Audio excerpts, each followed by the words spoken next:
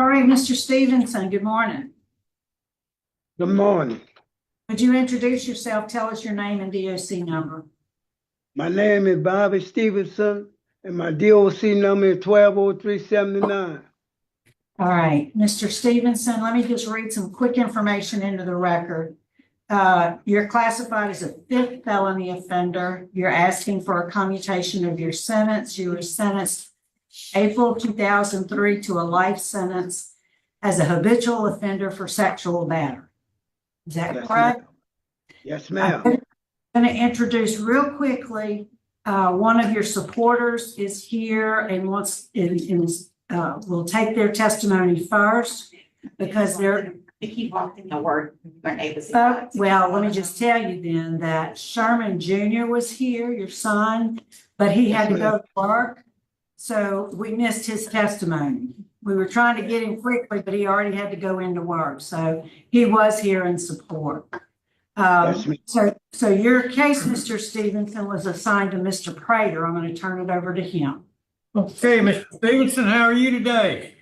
Well, I'm all right, sir.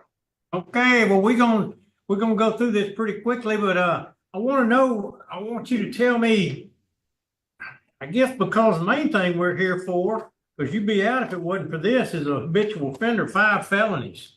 How come you've been so bad? So, the environment I was living in, how I came up. Okay. The way you were raised, huh? The way I was raised, sir. Have you learned anything since you've been incarcerated? Oh, yes, sir. Well, talk to me about it. Tell me what you've learned. Well, I learned, for one thing, I learned how to really respect people and how to understand. And one thing else I learned, by me being incarcerated,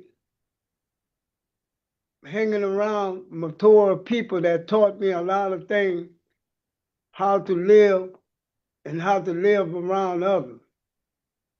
And it learned me how to go into some program that I went into, which I understand some things. As I got much older, I learned one thing else, how to really mind my own business and how to apply it to a lot of things. Okay. If you were on your deathbed and your son was standing there and he said, "What one piece of advice would you give me, Dad?" What would it be?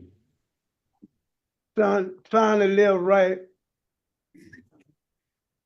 and trust one thing, trust in your God that you believe in. I like that answer. That's good. Warden, I assume you're in the room there. Tell us what kind of this fella has been since he's been incarcerated.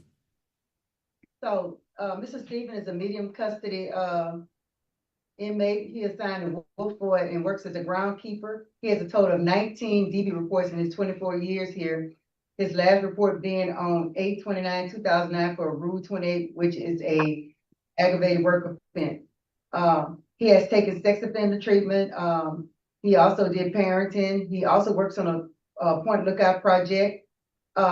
He did trauma healing, 100 hours, and he's a moderate offender. Okay. Can I ask another question? You said how many write-ups? Okay, I got it. Thank you. She said 6, 19. 19. Okay.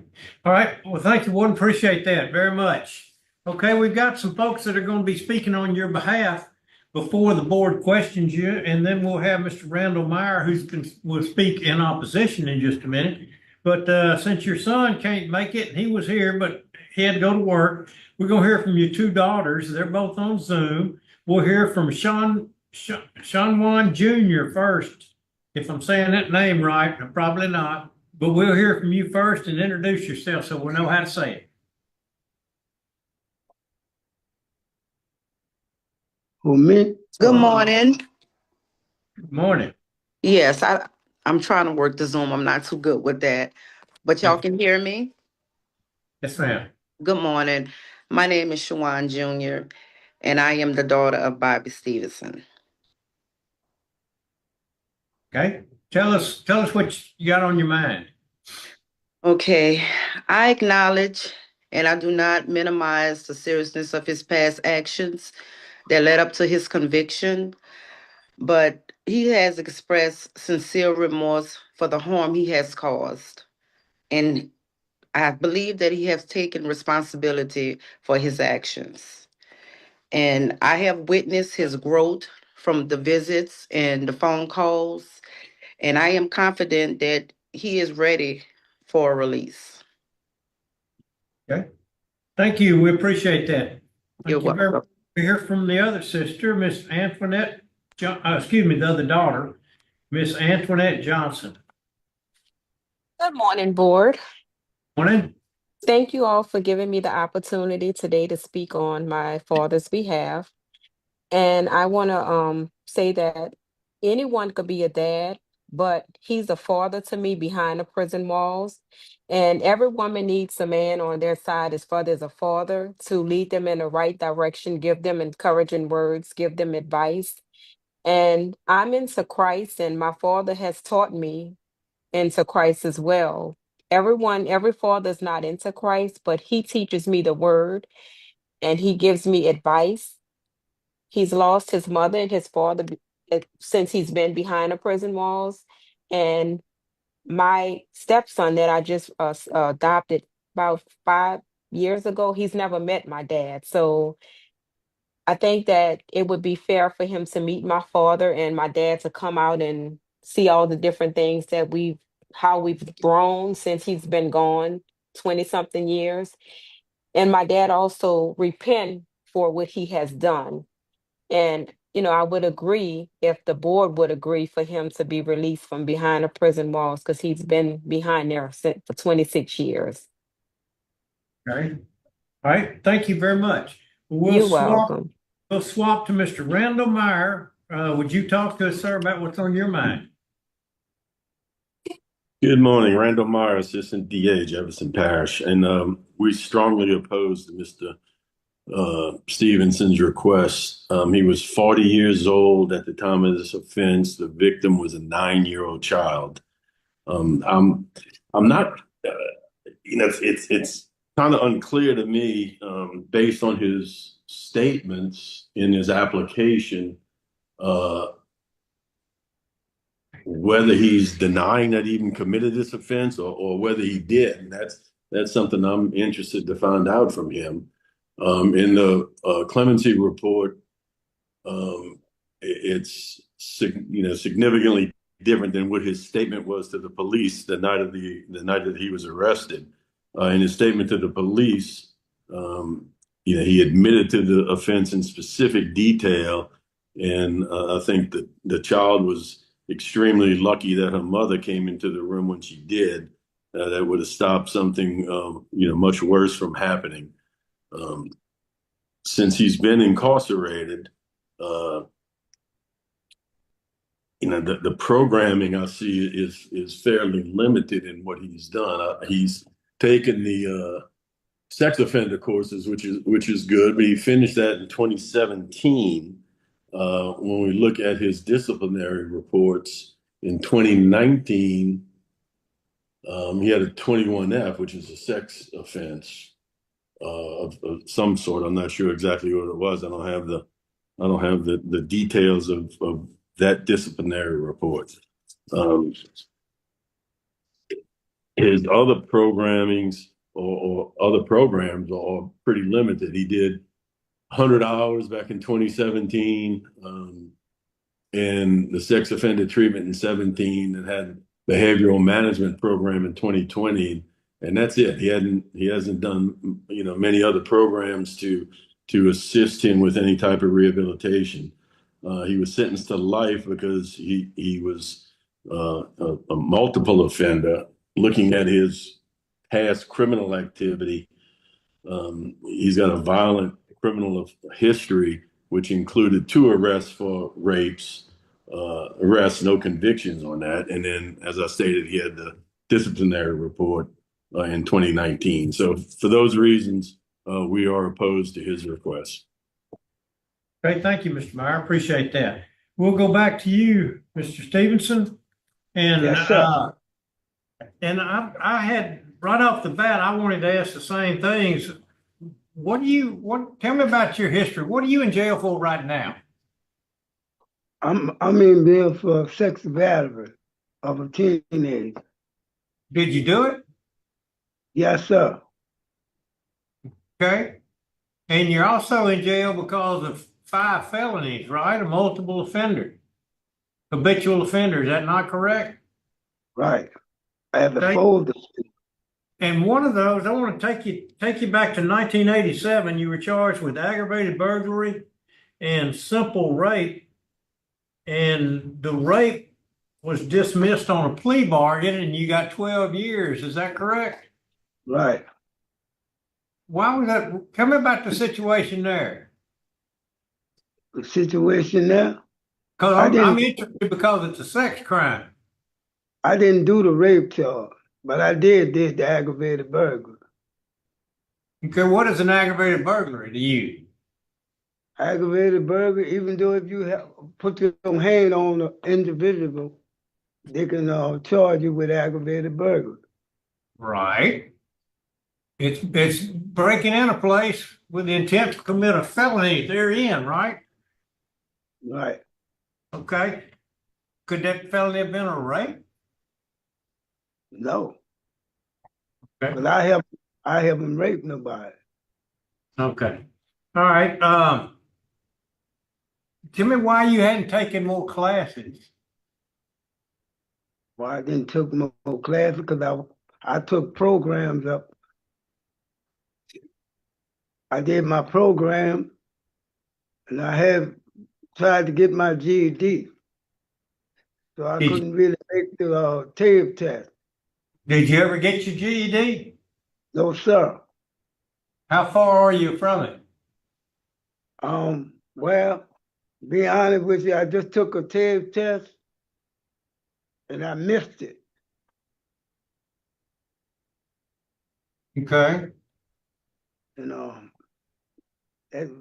What- I tried really my understanding to that GED test.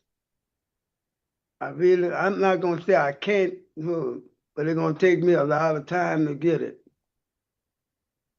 You had 20-something years. I know. 27 years I wasn't in class. Okay, I have to wait on the waiting list to get in class. What about victim awareness? I have that. You've already taken that? I took that. Okay. All right.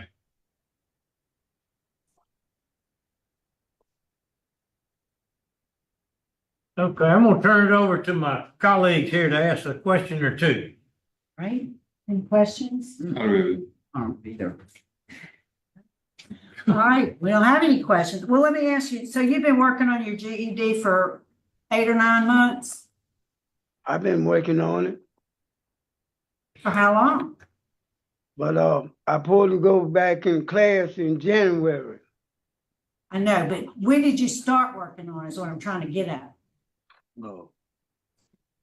Mr. Renata, he started working on it in 2005. Okay. All right, good. I just couldn't tell here. Well, good. So you've been working at it a little while. Yeah, he started in 2005, but he's unable to obtain it. I do have a letter from the education director saying, education coordinator saying that intellectually he's unable to obtain the GED. Okay, well, thanks for that clarification. So we don't have any other questions, Mr. Stevenson. I think we're ready to vote. Mr. Prater?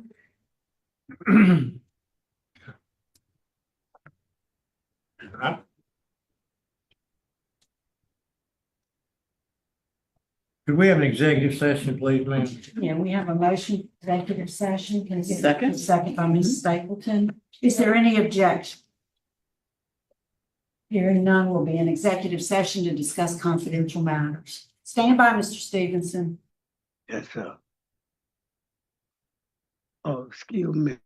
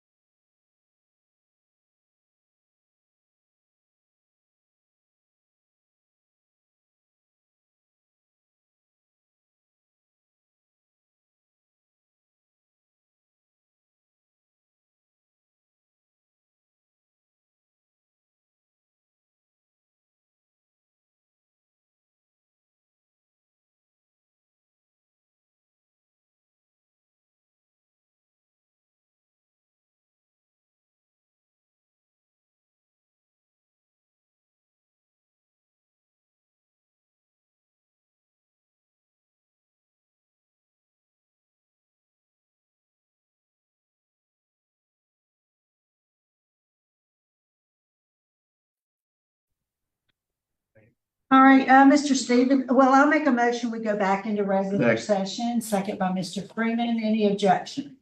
Hearing none, we are in regular session. It's 11:18 and we're ready to vote. Mr. Prater? My vote is to deny this request. I think you need some more programming. I want you to work on that GED some more, some kind of literacy classes or something. And I don't think that I don't think you're ready to get out yet. I've got some concerns about the number of felonies that you have and the sex offense and that sort of thing. So deny at this particular time. Mr. Freeman? My vote is to deny criminal history and law enforcement opposition. Mr. Tillis? My vote is to deny. Mrs. Stapleton? My vote is to deny criminal history, law enforcement opposition, modicum of accountability. All right, Mr. Stevenson, your application for clemency's been denied today, sir. You got a little work to do. Good luck to you. Board and Ambo, we're gonna sign off at 11:19. Thank you. Y'all have a good day.